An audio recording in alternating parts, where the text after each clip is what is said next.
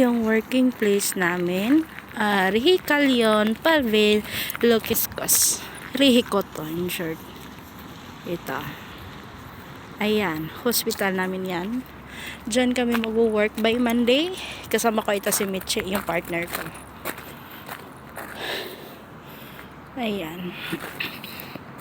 Naglalakad lang kami papuntang apartment namin ng 23 minutes.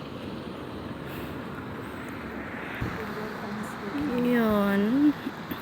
Rehicalion Palvelos Iscos.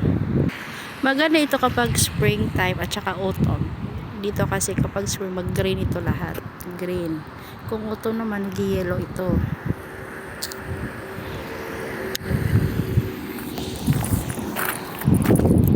Doon tayo sa lipa.